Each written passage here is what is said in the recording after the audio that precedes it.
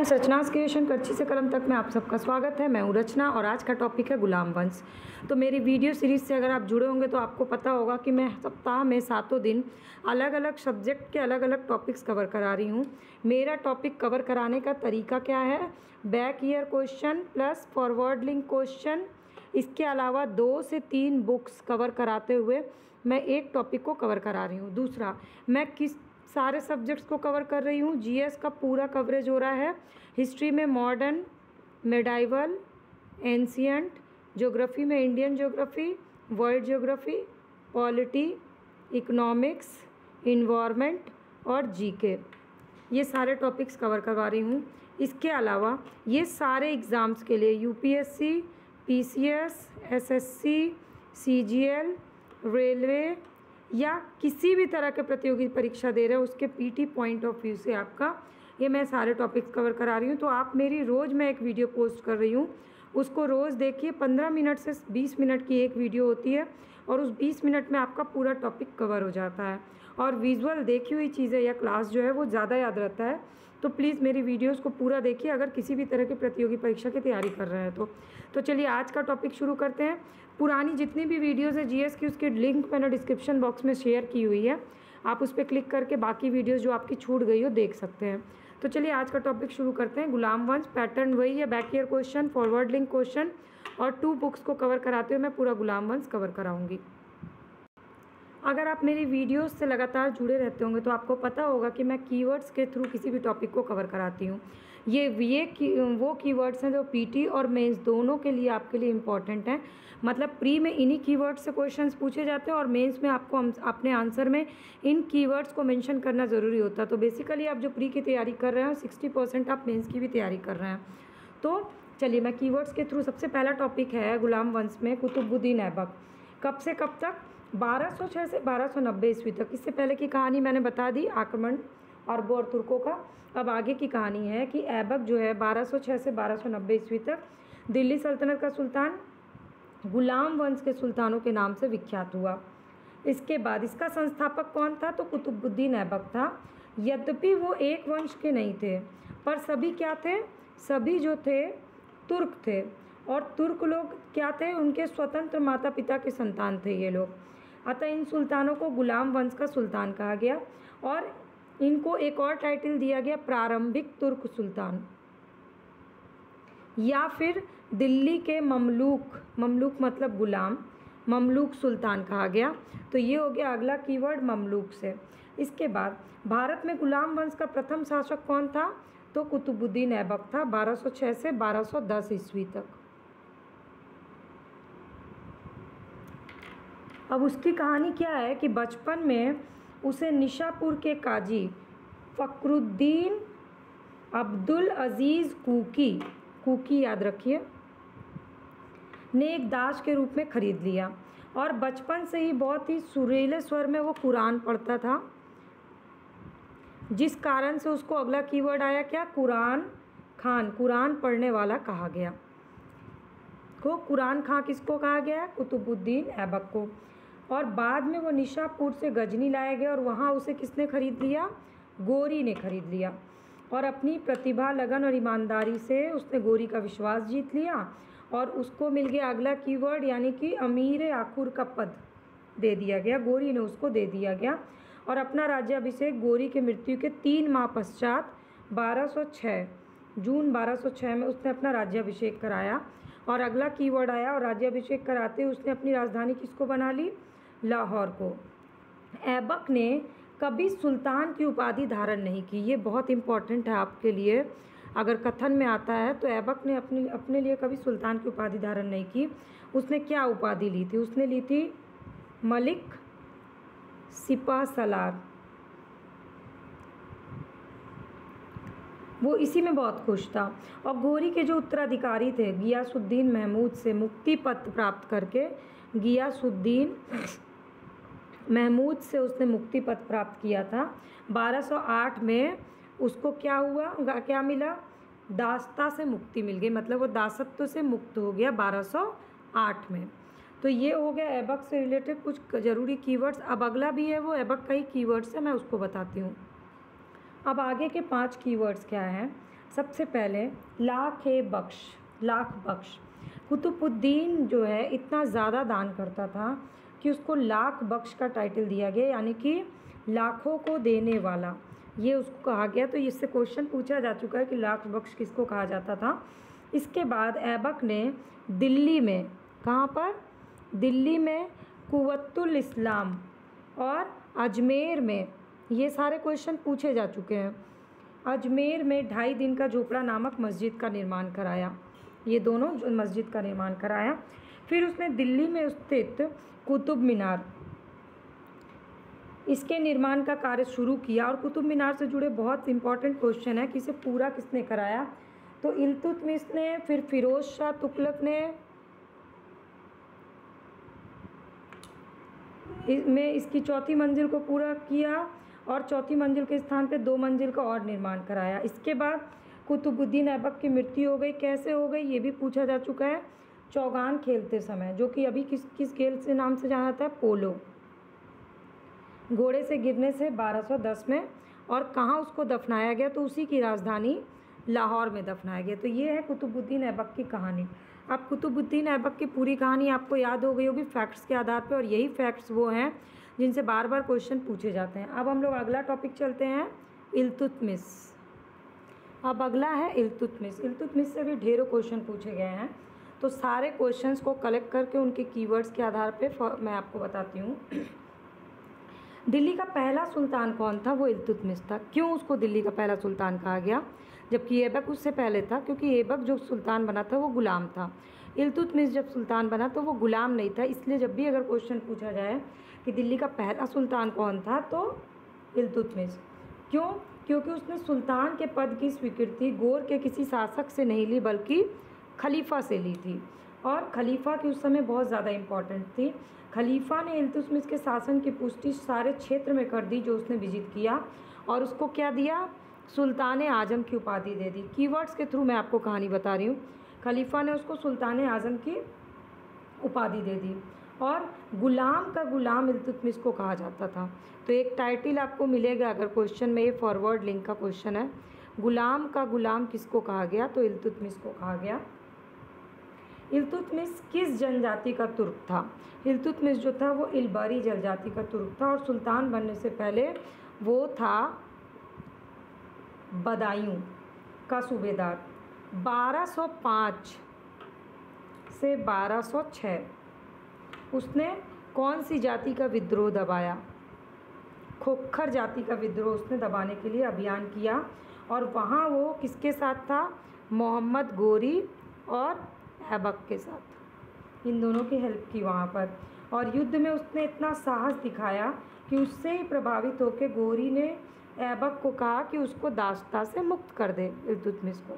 तो पहले ही इल्तुतमिश जो है राजा बनने से पहले ही, सुल्तान बनने से पहले ही दास्ता से मुक्त हो गया। अब इसके बाद आया चंगेज खान का मामला। चंगेज खान कौन था, तो चंगेज खान था मंगोलों का नेता।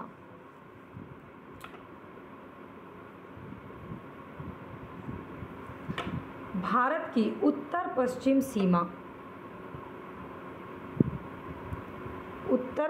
सीमा और इल्तुतमिश के शासनकाल में आया था इधर से चंगेज खान। चंगेज खान के प्रकोप से रक्षा के लिए ख्वारिज़्म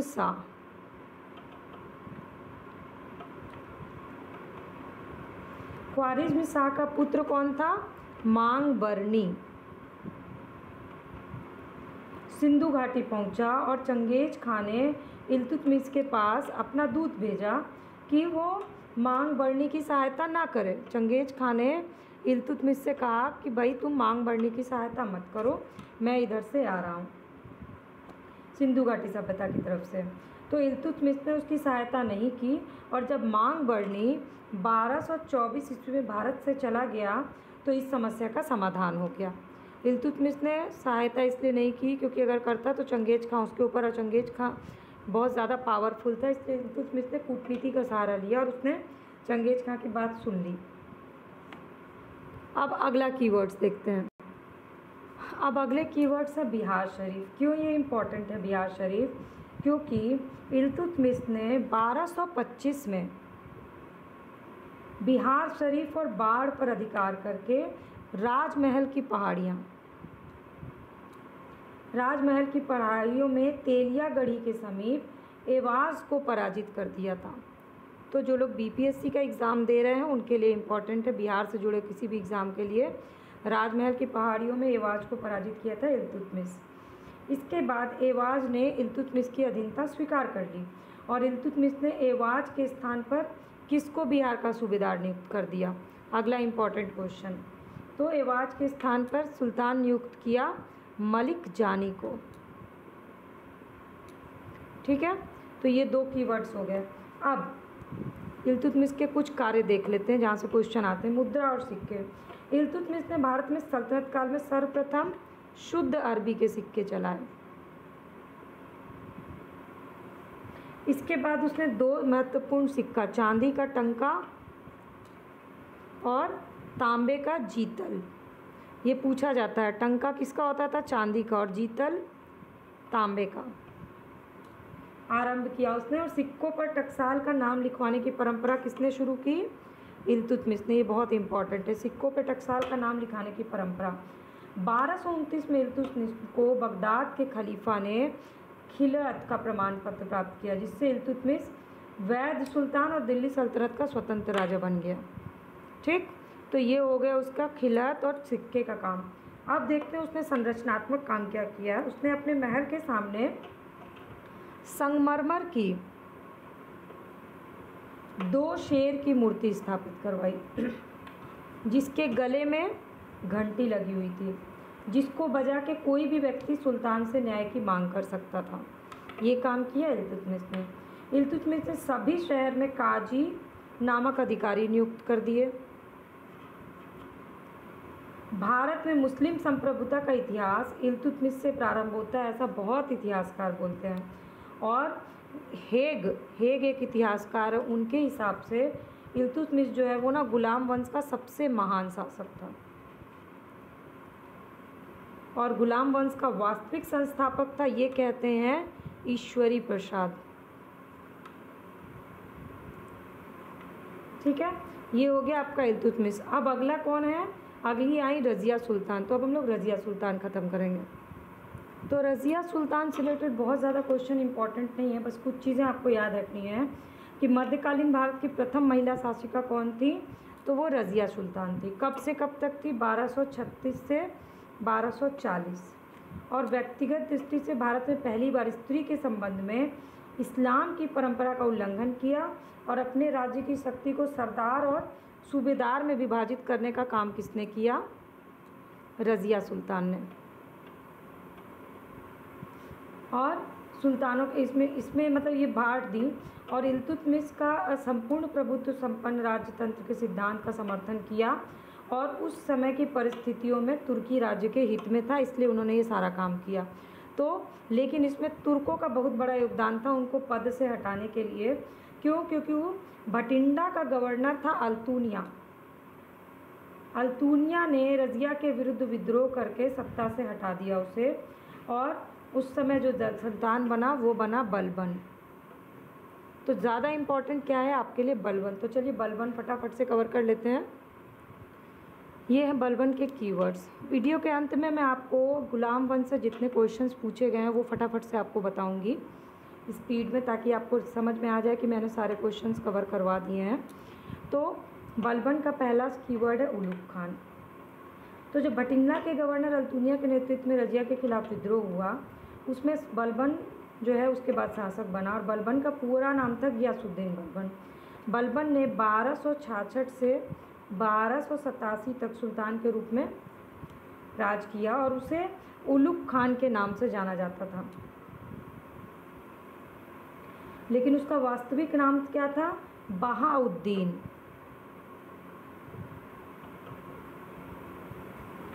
इल्तुतमिश की भांति ये भी क्या था? इलवरी तुर्क था। और उसने एक नवीन राजवंश की स्थापना की। वो कौन सा वंश था? बलबनी वंश। बलबन बचपन से ही मंगोलों द्वारा पकड़ लिया गया था और उसे गजनी के बसरा के निवासी ख्वाजा जमालुद्दीन के हाथों बेच दिया गया और बाद में 1232 में उसे दिल्ली लाया गया। जहां इल्तुतमिश ने उसको 1233 में ग्वालियर विजय के पश्चात, अगला कीवर्ड आ गया ग्वालियर विजय 1233, उसको किसने खरीदा? इल्तुतमिश ने खरीद लिया। और उसकी योग्यता से प्रभावित होकर इल्तुतमिश ने उसे खस्तार का पद दिया। फिर रजिया के काल में वो बना अमीर शिकार, रजिया के विरुद्ध षड्यंत्र किया, जीत गया, और उसके बाद उसको क्या पद मिला? अमीर आखूर। तो ये 3 पद उसके लिए इम्पोर्टेंट हैं। इसके बाद 1249 में बलबन ने अपनी पुत्री का विवाह किससे कराया? नासिरुद्दीन से। और इसी अवसर पर उसको उलुग खान की उपाधि मिली। और नायबे ममलिकात का पद दिया गया। 1266 में बलबन जो है वो दिल्ली की गद्दी पर आसीन हो गया। अब बलबन के विषय में कहा जाता है कि बलबन जो है वो रक्त और लौ की नीति अपनाया था। तो रक्त और लौ की नीति मतलब उसके राज्य का 2 सिद्धांत था। एक तो सुल्तान का पद जो है वो ईश्वर का दिया हुआ पद है, दूसरा सुल्तान का निरंकुश होना ज़रूरी है। ये था उसका रक्त एवं लौह की नीति। अब बलबन ने फारस के लोक प्रचलित वीरों से प्रेरणा लेकर अपना एक आदर्श निर्मित करना शुरू किया, उन्हीं लोग को फॉलो करते हुए। और उसने ईश्वर का प्रतिनिधि अपने आप को मान लिया, यानी कि ईश्वर के प्रतिनिधि को क्या कहा गया? नियामत खुदाई। ये बहुत इम्पोर्टेंट है। उसके अनुसार जिल्ले इलाही ये सब क्या है? ईश्वर का प्रतिबिंब है। तो दरबार में राजा को इसी तरह से करके संबोधित करना चाहिए। इसके बाद बलबन ने क्या शुरू किया? सजदा, मतलब भूमि पर लेटकर अभिवादन करना। और पाबोस मतलब सुल्तान के चरणों को चूमना। ये 2 चीज़ की शुरुआत बलबन ने कर दी। और अपने दरबार में वो हर वर्ष एक त्यौहार मनाने लगा। फारसी त्यौहार था नौरोज, इसको हर वर्ष मनाने लगा। फिर मंगोलों का मुकाबला करने के लिए बलबन ने एक विभाग बनाया, सैन्य विभाग, वो था दीवाने अर्ज। और उसने अपने सेना मंत्री बनाया, इससे क्वेश्चन पूछा जा चुका है, इमाद उल मुल्क को। वो ईमानदार व्यक्ति था। और बलबन ने वज़ीर के आर्थिक नियंत्रण से मुक्त रखा ताकि उसे धन की कमी ना हो। ये हो गए बलबन के प्रमुख कार्य। अब मैं आपको बताती हूँ फटाफट से बैक ईयर क्वेश्चन, मैं बोलती जाऊँगी, आपको सुनना है बस। गुलाम वंश का संस्थापक कौन था? कुतुबुद्दीन ऐबक। गुलाम वंश का प्रथम शासक कौन था? कुतुबुद्दीन ऐबक। दिल्ली सुल्तान का कौन सा सुल्तान लाख बख्श के नाम से जाना जाता था? कुतुबुद्दीन ऐबक। 2.5 दिन का झोपड़ा किसी ने बनाया? कुतुबुद्दीन ऐबक। कुतुब मीनार के निर्माण में योगदान किसने दिया? गियासुद्दीन तुगलक ने नहीं दिया था। किसने दिया था? कुतुबुद्दीन ऐबक ने, इल्तुतमिश ने, FST फिरोज शाह तुगलक ने, 3 लोगों ने दिया था। ये नाम इम्पोर्टेंट रखिए। कुतुबुद्दीन ऐबक की राजधानी लाहौर। ऐबक की मृत्यु कैसे हुई थी? चौगान खेलने में। दिल्ली सल्तनत की राजधानी के रूप में स्थापित किया दिल्ली को सल्तनत की राजधानी के रूप में इल्तुतमिश।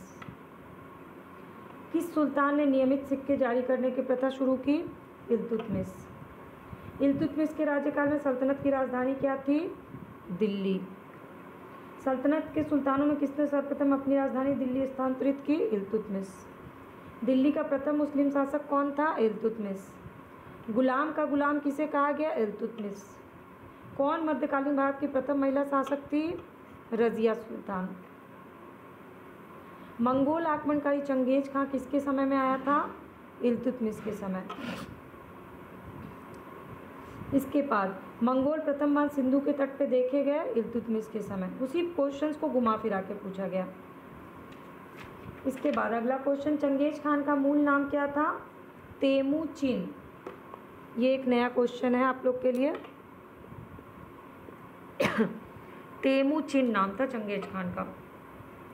बिहार में प्रथम सूबेदार किसको नियुक्त किया गया? मलिक जानी। रज़िया बेगम को हटाया किसने पद से? सबसे ज़्यादा योगदान किसका था? तुर्कों का। बलबन का पूरा नाम क्या था? गियासुद्दीन बलबन। रक्त और लौह की नीति किसने अपनाई? बलबन। बलबन ने भव्य उपाधि धारण की, उस उपाधि का क्या नाम था? जिल्ले इलाही। नैरोज किसने शुरू किया? बलबन। और खलीफा का सहायक कहा जाता है, स्वयं को खलीफा का सहायक कहा बलबन ने। तो ये अब तक के बैक ईयर क्वेश्चंस हैं जो पूछे गए हैं इन टॉपिक से। अब उस आधार पे आप बताइए कि मैंने आपका कवर कराया कि नहीं। मैंने एक्स्ट्रा सारे क्वेश्चंस भी करा दिए, इंपॉर्टेंट क्वेश्चन भी करा दिए। तो मेरी वीडियोस से जुड़े रहिए, पूरी प्रिपरेशन मेरे साथ करिए। और चैनल पे पहली बार विजिट किया है तो सब्सक्राइब बटन को क्लिक कर लीजिए ताकि फ्री ऑफ कॉस्ट सारी वीडियो अपडेट आपको मिल जाया करे।